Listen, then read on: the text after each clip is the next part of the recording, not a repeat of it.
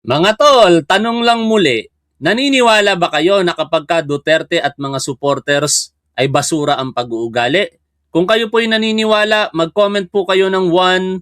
Kung kayo naman po'y humahanga sa kanila, comment po kayo ng 2. Ulitin ko lamang po basura ba ang ugali ng mga Duterte at mga supporters po nito? Comment 1 kung kayo po'y naniniwala at comment 2 kung kayo po'y humahanga sa kanila. Pero ito pong basura, literal po natin itong pag-uusapan una sa lahat bago po tayo dumako sa pinakasentro ng ating talakayan sa oras po na ito.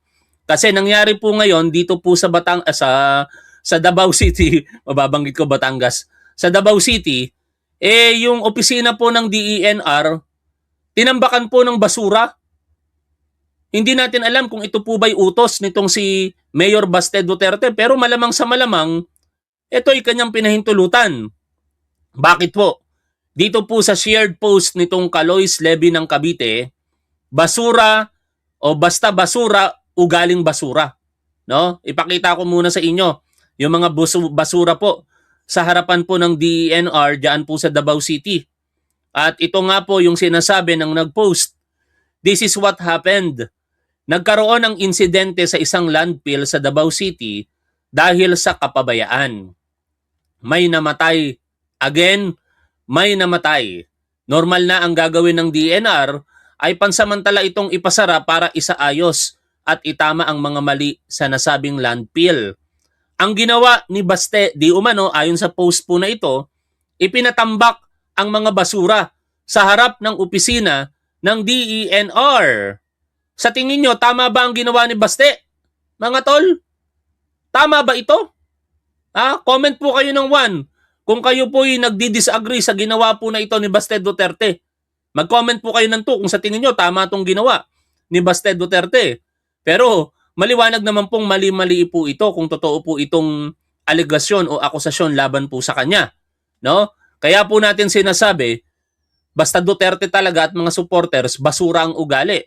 Tapos kahit din at kahit abogada o abogado, mukhang nagkakagano na.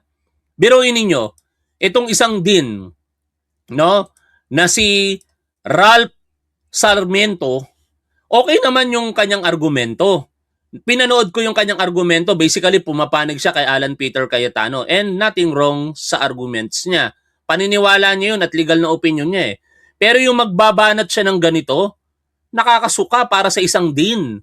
'Di ba? Porket hindi umaayon sa opinion mong legal, yung karamihan sa mga kapwa mo deans, ang Integrated Bar of the Philippines, at mga respetadong legal expert, sasabihin mo yung ganito sa iyong post?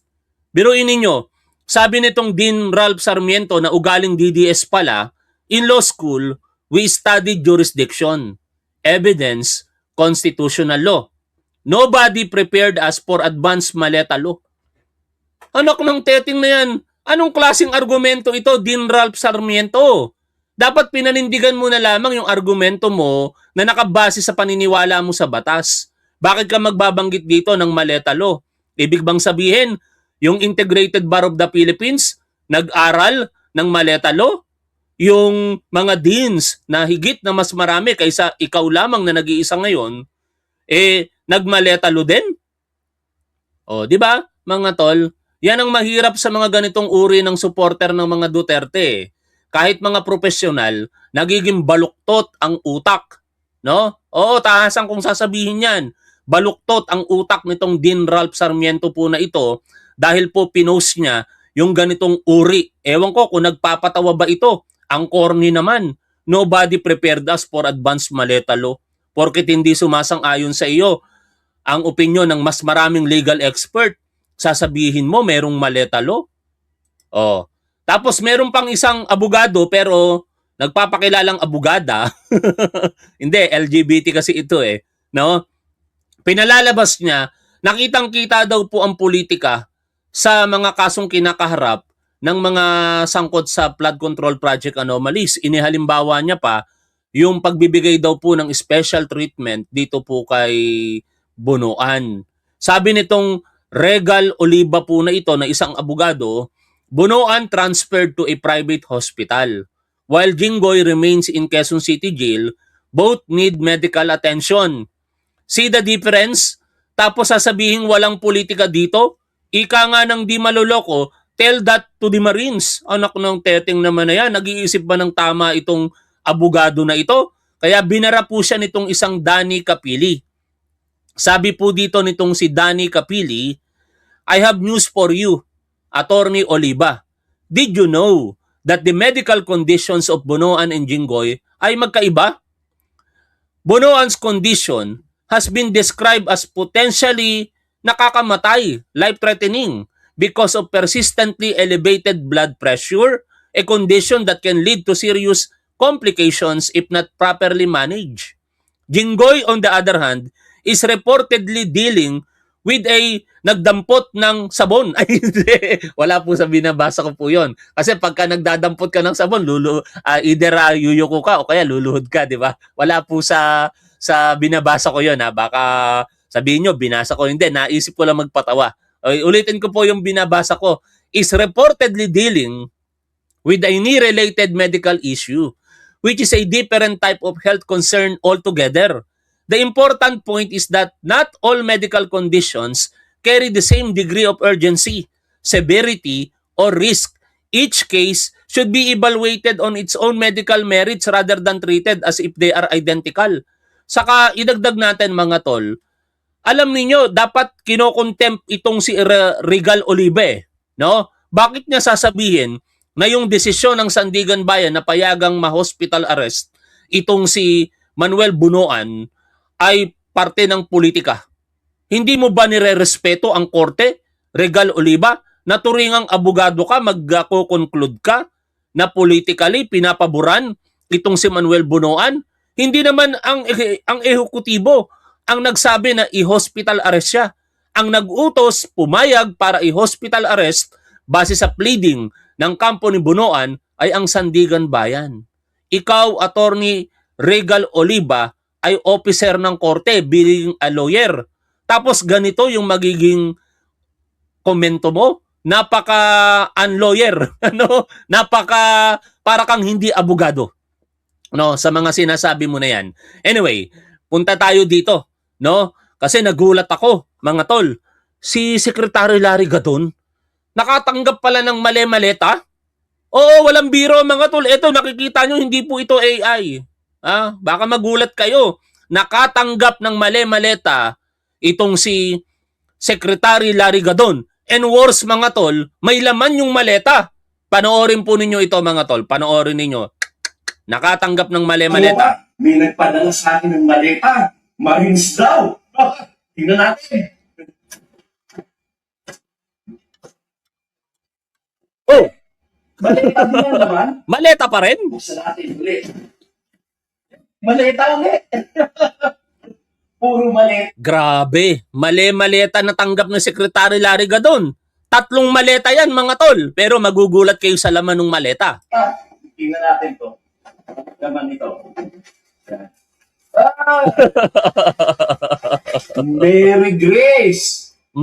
At saka Piatos. Yeah. Nagpapatawa lang si Secretary Larry Gadon. Baka maniwala naman kayong seryosong nakatanggap siya ng mali-maleta, mga tol, para maging light yung kaunting discussion natin. Ano? Patawa din kasi itong si Secretary Larry Gadon eh. Hindi na nagsasalita ng mga bobo. Nakakamiss din kay Secretary Larry Gadon yun eh. Anyway, punta po tayo dito sa mas seryosong balita. Ito na, puntahan na natin. Kahapon, si Secretary o rather Acting Senate President Sherwin Gatchalian, nagpahayag po siya. Kaugnay po ng ginawang hearing ng grupo ni Cayetano. Una muna po nilang tinawag na bogus hearing yan. Ang pahayag na opisyal ng 12 majority block ngayon. Ayon po, in particular dito kay Senador Sherwin Gatchalian, the Acting Senate President, iyon ay parang ordinaryong meeting sa loob ng Senado. At para hindi na magkaroon ng komosyon, ay pinayagan na lamang na magkaroon ng ganitong meeting at ang official na Blue Ribbon hearing will be on Monday. Wala yan sa Senate records. It will not form part of the Senate records, meaning illegal. At mamaya, Sa interview dito po kay Attorney Lorna Capunan, aalamin natin sa pamamagitan ng kanyang mga legal opinions ang maaaring kaharapin ng mga participants and conspirators ng illegal na hearing na yan. Mamaya po yan unahin lamang muna natin itong mga balita at saka yung interview din po kay Attorney Claire Castro, ang ating Palace Press Officer. At dahil po dyan, syempre, magkakaroon talaga ng lehitimong hearing sa Monday. At kaugnay nun, di ba, hinahamon nitong si Alan Peter Cayetano, si Director Melvin Matibag, ibinalik ni Director Melvin Matibag ang hamon sa kanya. At dito nga po sa balita ng Inquirer.net, National Bureau of Investigation Director Melvin Matibag challenge Senator Alan Peter Cayetano to meet him at the Senate Blue Ribbon Committee hearing on Monday and ask him all his questions there. O hinahamon ka ngayon, Senator Alan Peter Cayetano, nitong si Director Melvin Matibag, na magkita kayo sa hearing sa Monday at sige, pagtatanungin mo siya kung ano man ang gusto mong itanong sa kanya sa opisyal na Blue Ribbon Committee hearing, yan po ay sa Monday. At syempre, dahil nga po bogus yung hearing last Thursday nitong sina Alan Peter Cayetano, ipoformalize po iyan ng Senado sa June 8, sa Monday. Gatchalian said, the 18 are welcome to repeat their allegations that they delivered kickbacks in suitcases to several administration officials led by President Marcos himself. Yun po kasi yung alegasyon ng 18 Marites po na ito. Tandaan po natin, ang tawag na po natin sa kanila, 18 Marites, malibang pagka binasa ko lang talaga mismo yung balita. Pero kung manggagaling na sa akin, pag nagkamali ako, ipaalala nyo, dapat ang tawag po natin, 18 Marites. 18 Marites. At sa isang post na nakita ko po, dito kay Juan Sandugo, meron pong sinasabi dito na ang tawag naman nila sa 18 Marites ay 18 sinungaling. At ang 5 million script. No? Kasi may alegasyon kay Mike Defensor na 5 million di umano ang binayad daw po kada isa dito po sa 18 Marites po na ito. Pero ang sinasabi ng isa po sa kamag-anak o manugang ng isa dito sa 18 Marites, 700,000 pesos pa lamang daw po yun ay ibibigay na paunang bayad sa kanila. Ewan ko kung totoo po yun. Pero yun po yung affidavit ng manugang ng isa po dito sa 18 Marites na inilabas na po, isinapubliko ng NBI. At dahil nga po doon, inaanyayahan, sinampina ng NBI, ito pong si Mike Defensor para linawin yung issue. Though nagsalita na itong si Mike Defensor sa mga interview kamakailan, partikular kay Ted Filon, sinabi niya na wala daw pong masama kung tumutulong siya sa mga 18 Marites po na ito. Pero gusto ko pong i-share sa inyo ang panulat na sinare po dito ni Juan Sandugo sa kanyang Facebook page. Ang 18 sinungaling at ang 5 milyong script ng kasinungalingan. Bistado at katawa-tawa ang butas-butas na script ng 18 Marites. Baguhin ko kasi marinsang nakalagay dito sa bogus na Blue Ribbon hearing. Ang kanilang mga pinalulutang na kwento ay halatang gawa-gawa at binayaran ng 5 milyong piso bawat isa para lamang sa iisang desperadong layunin. Inuulit ko, binabasa ko po ang panulat ni Juan Sandugo. Ituloy po natin.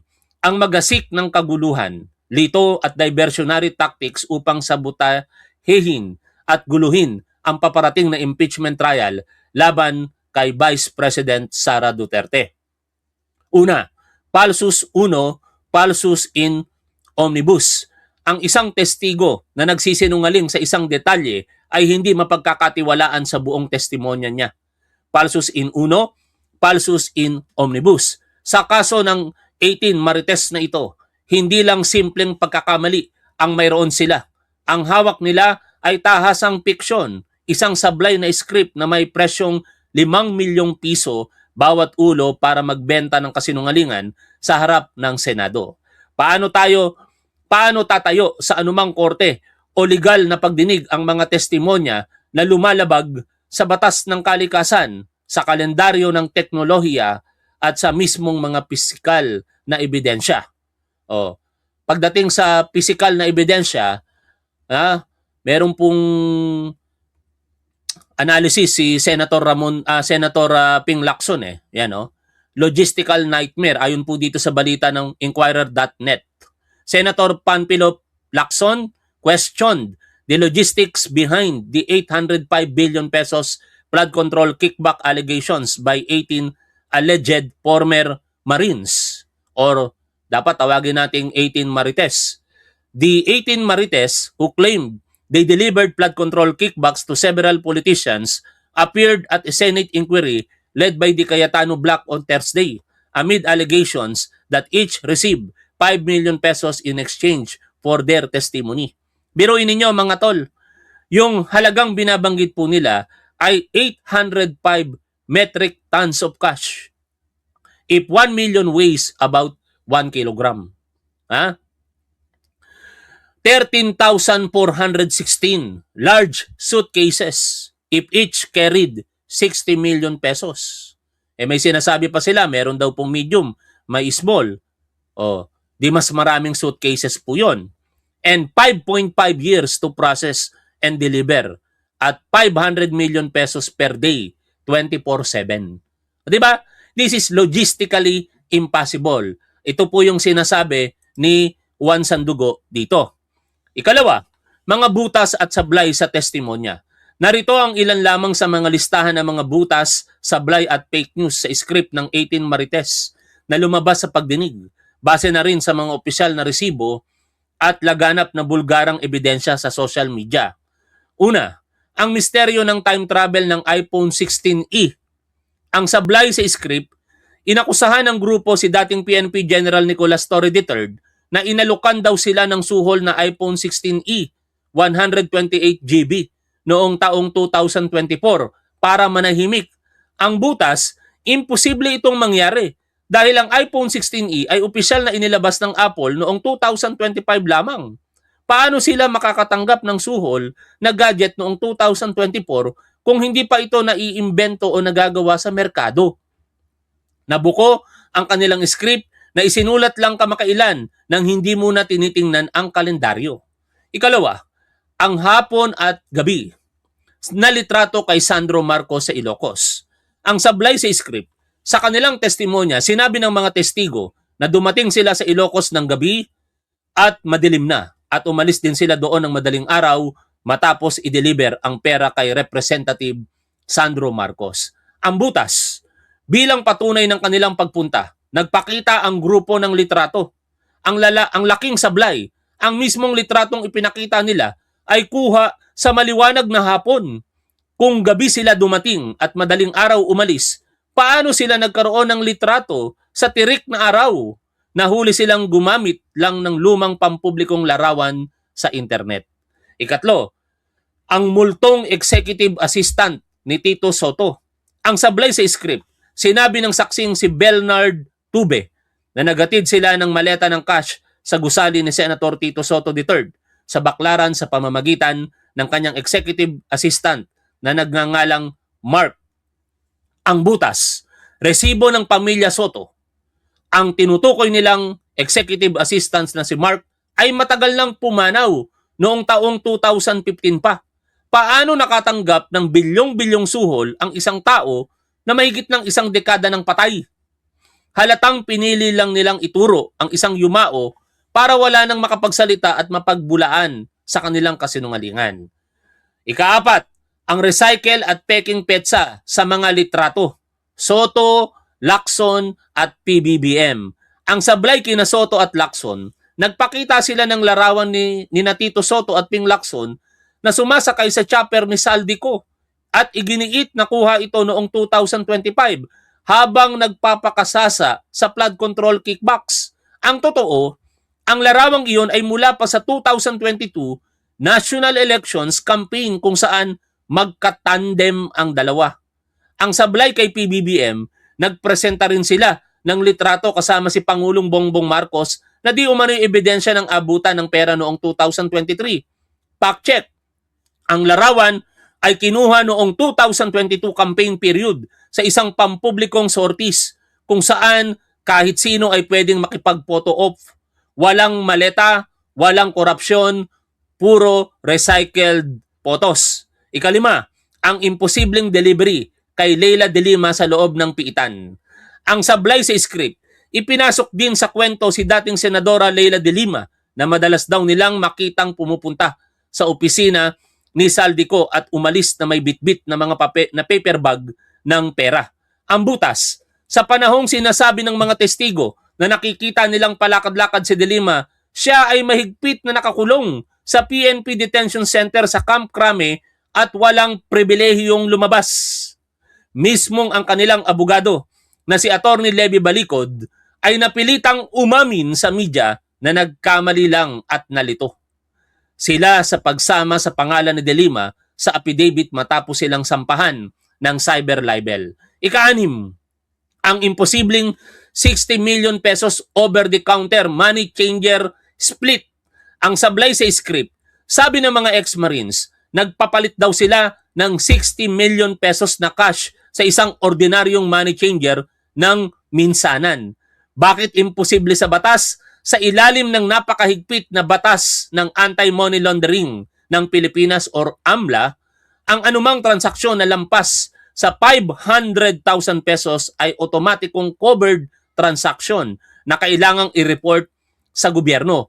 Walang lehitimong money changer ang may ganoong kalaking pisikal na foreign currency o piso sa counter. At lalong walang magpapalit ng 60 million pesos to dollar nang walang ID, pirma at AMLA verification, kundi ay diretso silang makukulong. Ika-7, ang palusot na nawala ang telepono kaya walang larawan. Ang sablay sa script, nang tanungin ng mga senador kung bakit puro downloaded at recycled photos lang ang hawak nila at walang actual snapshot ng mismong operasyon ng mga maleta, ito ang kanilang naging dahilan. Bakit hindi ka panipaniwala? Katwiran ng grupo na wala, nasira o itinago na raw nila ang kanilang mga lumang cellphone kaya walang natirang ebidensya. Napakababaw na palusot para sa mga taong nag-aakusa ng 800 bilyong korupsyon. Kung totoong buhay mo ang nakataya bilang whistleblower, itatabi mo ang pinakamatibay na digital evidence. Ika-8, ang mga banat kay Erwin Tulfo na wala sa affidavit. Ang sablay sa script, sa ginanap na pagdinig sa Senado na pinamumunuan ni Senador Marcoleta at Senador Alan Peter Cayetano, nagpakawala ng mga matitinding banat ang mga testigo laban kay Senator Erwin Tulfo ukol sa pagtanggap ng 6 na maleta. Ang butas, nang suriin ng mga mambabatas ang kanilang isinumiting sworn affidavit, wala doon ang pangalan at detalyeng binatbat nila kay Tulfo tungkol sa paghahatid ng babae. Ibig sabihin, nag-imbento at nagdagdag sila ng bagong script habang nagsasalita sa mikropono para lang sumakto sa politikal na interes ng mga nagpapatakbo ng forum. Ika-9, ang garapalang pagdawit sa mga ibang kongresista. Ang detalye, idinamay rin nila ang mga kilalang mambabatas tulad ni na Congresswoman Luistro, Terry Ridon, Representative Franz Castro, Representative Arlene Brosas at iba pa. Lumalabas na ang pag-atake ay isang sabog bomba o dragnet strategy. Pilit nilang dinudumihan ang buong Kamara at ang mga mambabatas na sumusuporta sa impeachment laban kay Vice President Sara Duterte upang magsilbing diversionary tactic at political shield para sa kanilang mga amo. Ika-10, ang katotohanan sa supply ng pera sa Pilipinas. Ang detalye, sinasabi nilang 890 billion pesos ang kabuuang perang dinala nila sa mga maleta mula noong 2022. Ito ang pinakamalaking fake news. Ang kabuuang currency in circulation, lahat ng perang papel at barya na umiikot sa buong Pilipinas ay naglalaro lang sa 1 trillion pesos. Kung totoong 890 billion pesos ang ninakaw at itinago nila sa maleta, ibig sabihin ay nawala 85% ng pera ng buong Pilipinas. Sana ay magkaroon ng matinding cash shortage. Nagsara ang mga bangko at bumagsak na ang buong ekonomiya ng bansa dahil walang perang magamit ang mga tao. Ika-11, paano naging biktima si dating Martin Romualdez? Speaker Martin Romualdez. Ang detalye, muling naging biktima si Martin Romualdez dahil siya ang ginawang pangunahing kontrabida sa kwento ng flood control. Sabi ng grupo, nag-deliver daw sila ng mga maleta sa bahay nito sa Forbes Park, Makati. Ang butas sa Forbes Park Logistics, ang Forbes Park ay may pinakamahigpit na security protocol sa bansa. Bawat gate ay may RFID scanner. Kinukuhanan ng larawan ang plaka ng sasakyan at may CCTV logbook ang Security Association. Walang kahit isang digital record o log na pumasok ang mga sasakyan ng mga ex-Marites ng mga 18 Marites sa Forbes Park. Ginamit lang ang pangalan ni Romualdez nang walang anumang physical evidence upang sirain ang kanyang kredibilidad bilang leader ng Kongreso. Script ng sinungaling bistado ng bayan. Ang kanilang mga pahayag ay hindi ebidensya, kundi isang insulto sa talino ng mamamayang Pilipino at sa integridad ng ating mga institusyon.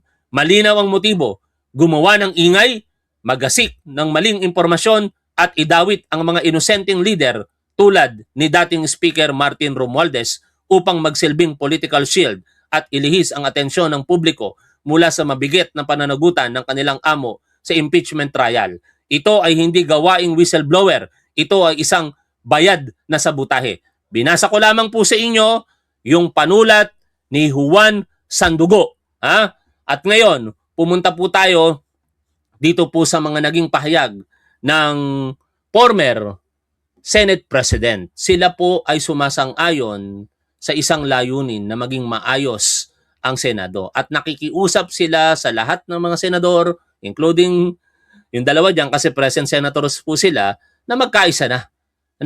At wala namang masama doon. Ang problema ayaw makipagkaisa ng grupo ni Alan Peter Cayetano sa pangunguna niya. Kasi pilit niya pong hinahawakan ang posisyon na wala na sa kanya. Pero sino ba talaga ang kinikilala ngayon ng Malacanang bilang pinuno ng Senado? Hindi na po si Alan Peter Cayetano.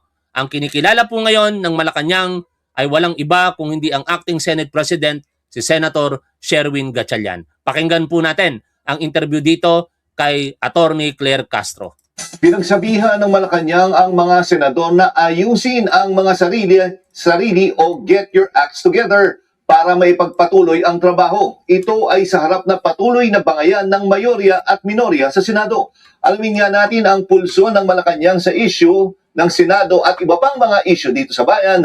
Makakausap natin si Palace Press Officer Undersecretary Claire Castro. Magandang gabi po, Yusek Claire, at welcome back sa Arangkada Balita. Yes, magandang gabi sa iyo, Jack, at sa lahat na nakikinig sa inyong programa sa Arangkada Balita. Good afternoon po. Yes, Yusek Claire, sino po ba talagang kinikilala po ng palasyo bilang namumuno ngayon sa Senado po? Kinikilala po ng palasyo ang liderato po ni Acting Senate President Sherwin Gatchalian. Maliwanag po yan sa ating mga mensahe.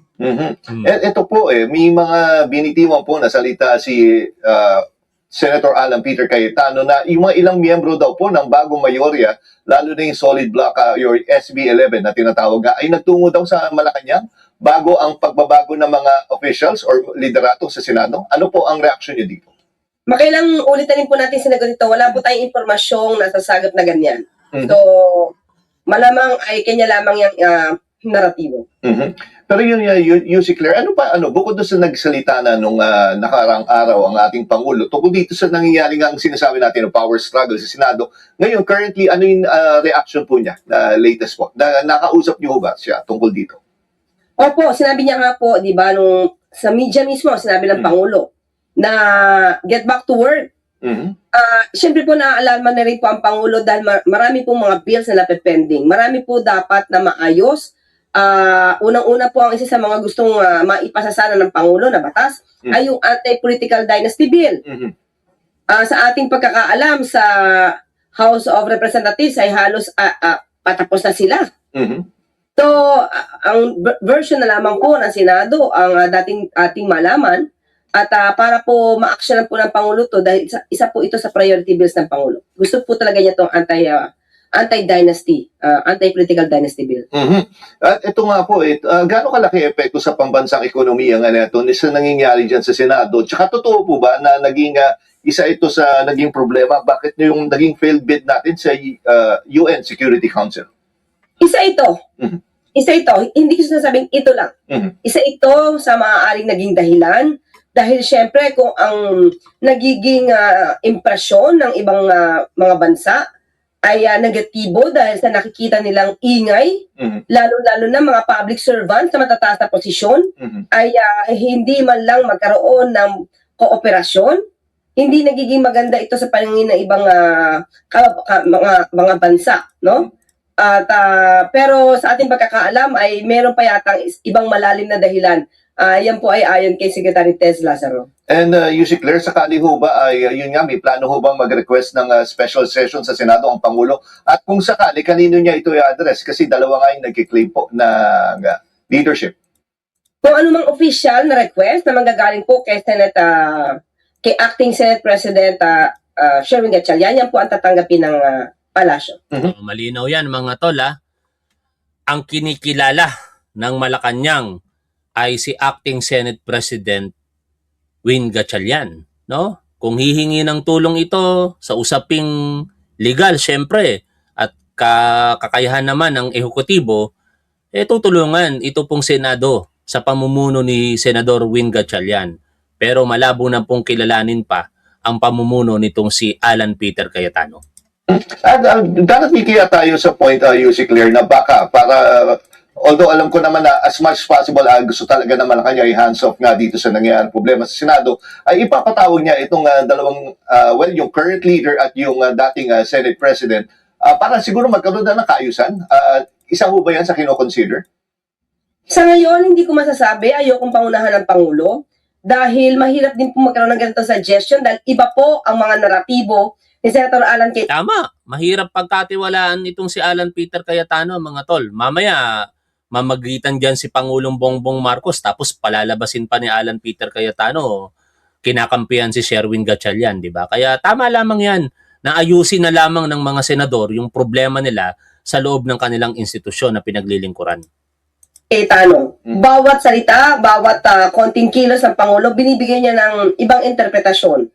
So baka sabihin na naman, dinidiktahan ng Senado, hindi po ganyan ng Pangulo. So kung kaya po nilang iresolba ang mga gusot nila dyan sa Senado, na hindi naman to force majeure, though ay gawa nila. Gawa nila to at kaya nila itong iresolba dahil malalaki na sila, mga public servant sila, may mga puso at utak naman sila mga gamit para maayos ito at para hindi na maapektuhan yung buong bansa. Tama. Ngayon pumunta tayo. Ano ba yung posibleng kaharapin ng mga nagsagawa ng bogus hearing dyan po sa Senado last Thursday? Ito po ay isang opinyong legal ni Attorney Lorna Capunan. At sinasabi niya nga po dito, pwedeng kumilos ang tao, no? Sampahan ng reklamo, kasong kriminal. Itong sina Alan Peter Cayetano, Rodante Marcoleta, partikular sa usurpation of authority daw at saka yung pagsasayang ng pondo ng bayan. O, pakinggan natin ang interview sa kanya. Kanya-kanyang mga pahayag ang magkabilang kampo ng mayorya at minorya sa Senado. Sino ba ang tama at sino ang mali? Alamin natin mula sa isang veteran litigator na si Attorney Lorna Capunan. Magandang gabi, Attorney Capunan. Welcome back sa Arangkada Balita. Magandang gabi sa inyong lahat at sa mga loyal followers ng Arangkada Balita. Maraming salamat, Attorney Capunan. Sinabi niyo kamakailan na pwedeng kasuhan ng mga taxpayer si Cayetano ng dereliction of duty or wastage of public funds dahil raw sa pananabotahe sa sesyon. Ngayong opisyal ng kinilala ng Malacanang si Senator Win Gatchalian, lalo bang lumakas ang legal basis para panagutin si Senator Cayetano?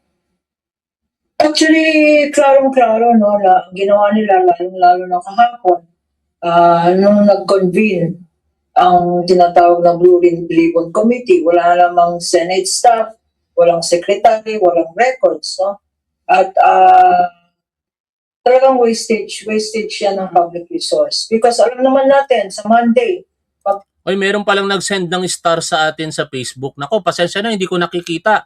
Maraming salamat kay Gerard Millet Doria sa inyo pong digital gift. Thank you po. kakaroon ng isang Blue Ribbon Committee and under the new head, no, si Erwin Tulfo. So, anong gagawin ng Blue Ribbon Committee? Legitimate Blue Ribbon Committee, inanalify nila yung hearings yesterday at saka yung hearings today ng Marines, no? So wastage siya ng public resource. Mhm. Kung ako ang isang taxpayer, no? Ayan pagsasayang yan ng public resources.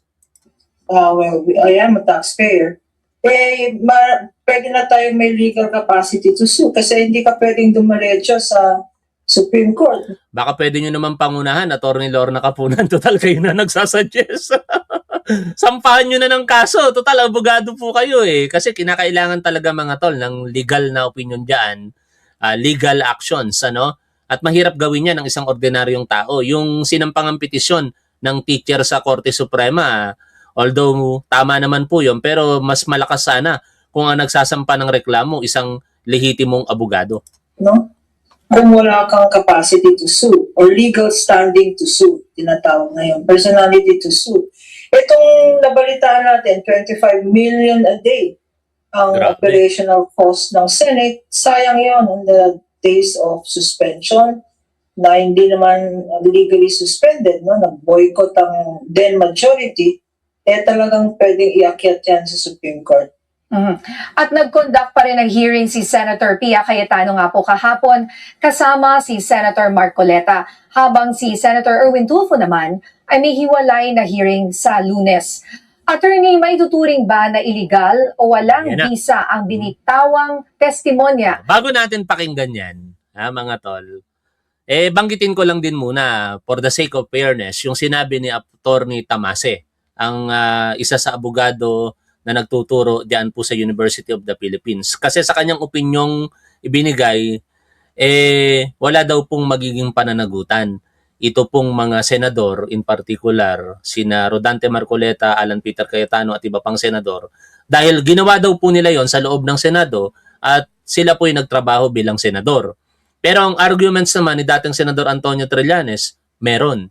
Sapagkat yung ginawa nila ay illegal. Considering na illegal po ang ginawa nila, kaya hindi mo pwedeng gamitin ngayon yung protection na tinatawag na parliamentary immunity. Yan ay mga legal discussions ngayon, depende sa opinion ng mga abogadong nagpapahayag tungkol po dito. Pero dito sa sinasabi ni Atty. Lorna Kapunan, maliwanag sa kanyang legal na paniniwala na merong kakaharaping kaso dapat itong mga tinawag niyang participator at conspirators. No? Tuloy po tayo sa pakikinig dito. Ng 18 ex-Marines sa hearing ng mga Cayetano. Klarong-klaro naman na, first of all, hindi credible ang mga witnesses. No? Yung mga Marines na yan, Marine mismo, our own Philippine Marines are saying, all of these 18 Marines, 4 lang ang talagang Marines dyan. No? So ano yung personality nung sinasabi nilang ex-Marines? No?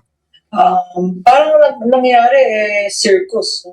Kumasa lang ng mga tao, mga alleged witnesses, at gumawa ng istorya. Hindi lang incredible o walang credibility ang mga witnesses, pati yung story nila, yung narrative nila, walang credibility. Isa-isa lumalabas ang members ng House of Representatives na hindi sila, lalo na Makabayan Block, no? They're saying na wala naman silang tinanggap, no? But obviously, itong Makabayan Block, original complainants yan sa... Tama, In fact, maibalik ko lamang, para mas maging komprehensibo yung pinapakinggan po ninyo. Ang tinutukoy niyang member ng Makabayan Block na binanggit ng mga Marites po na ito, 18 Marites, ay si dating mga kongresista Raul Manuel, Franz Castro at Arlene Brosas.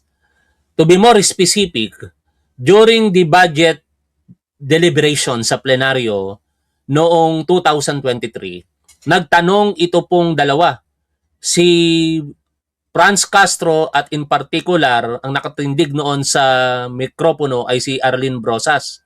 Tinanong niya, ang noon ay nagdedepensa sa budget ng OBP na si dating Congresswoman Estela Quimbo. Ang tanong nila, totoo po ba na ang 125 million pesos ay nagasta sa loob lamang ng 19 days?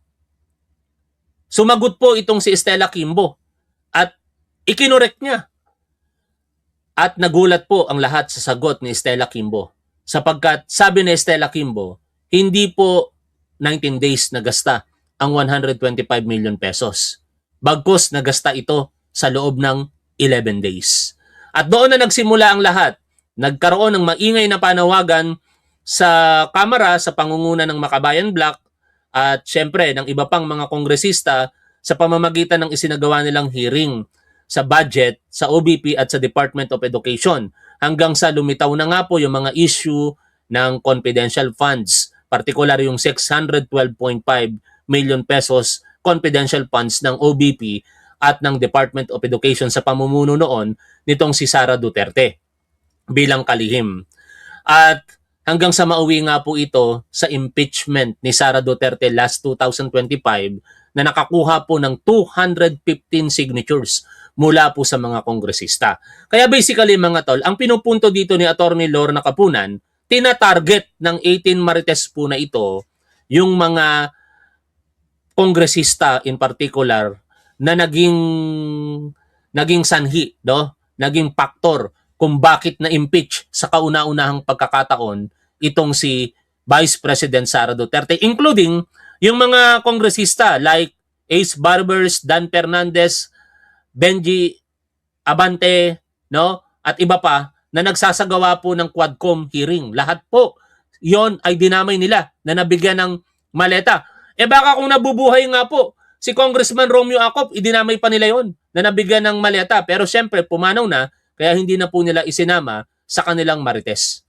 Impeachment complaint, no? Yung first impeachment complaint. So, lahat ata ng mga involved sa impeachment as prosecutors against Sara or members of the House of Representatives which endorsed the filing of the articles of impeachment sa Senate, hinanapan ng kaso.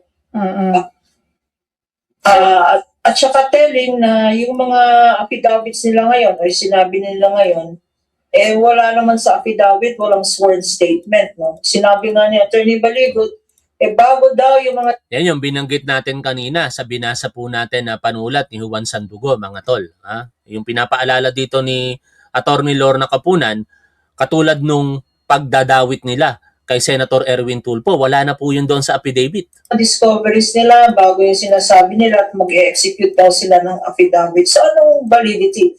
There is no legal significance. Hearsay lahat sa ebidensya. No? We lawyers, no evidence that has no proof or sinabi lang o gawa-gawa lang is not only hearsay, it can be excluded in a regular court of law, lalong-lalo na sa Senado, no, na hindi naman naman duly convened ng majority ng itong tatlo. Pag sinabi pong excluded, ibig sabihin hindi po papayagan, mga tol, kasi hindi po legal yung ebidensya. Meron kasing mga ebidensya na gawa-gawa lamang o kaya nakuha sa pamamagitan ng illegal na kaparaanan, yung fruit of the poisonous tree kung tawagin. Kaya pag sinabi, uulitin lang natin, excluded katulad po nung narinig natin, hindi po yun pinapayagan bilang ebidensya. At sa paniniwala nitong si Attorney Lorna Capunan, ang mga sinasabi ngayon nitong 18 Marites po na ito ay puro hearsay. Meaning, narinig lang nila, wala po silang personal knowledge. No? O, tuloy po tayo sa pakikinig po dito. No? Usurpation nga yan. O, eto na. Usurpation of the legal powers of the legitimate Blue Ribbon. O, eto na. Ha? Yung binabanggit niya, yung posibleng kaharapin pa, no, na reklamo bukod doon sa cyber libel na isasampa ni dating Senador Trillanes at ni Senator Erwin Tulfo at iba pa. Kasi sasampahan sila ng cyber libel. Dito naman, ito po ay pag-ako sa isang authority o tungkulin na hindi naman inaatang sa iyo ng batas. Kaya sinasabing meron daw pong usurpation of authority di umano na nagawa ito pong mga senador po na ito. Siyempre sa pangunguna yan ni Alan Peter Cayetano, Rodante Marcoleta at iba pang mga present senators last Thursday. Committee. Napalitaan ko rin na nag-file na ng sarili-sariling cyber libel cases tsaka perjury cases ang cert sa mga senador. No? Opo. I'm sorry, Congressman already filed since the first time na in-expose nila ito sa Club Pilipino. magdadagdag pa rin ata sila ngayon after that alleged expose nitong nakaraang 2 araw. So, anong nangyayari dyan? Di kaso na naman, ang Ang tanong, mga tol, dapat bang kasuhan ng kriminal na kaso itong mga 18 marites na ito at ang mga senador na sina Alan Peter Cayetano, Rodante Marcoleta at iba pang nag-participate na mga senador diyan sa tinawag na bogus hearing? Kung kayo po'y naniniwala na dapat po silang sampahan ng kaso, paki-comment nyo po ang 1. Dapat silang sampahan ng kaso, type 1. Kung hindi naman, type 2. Maraming salamat sa inyong lahat mga tol. Hanggang dito na lamang. Lagi po nating tandaan kung ano po ang tama at dapat, doon po tayo. Keep safe. See you always. Bye for now mga tol.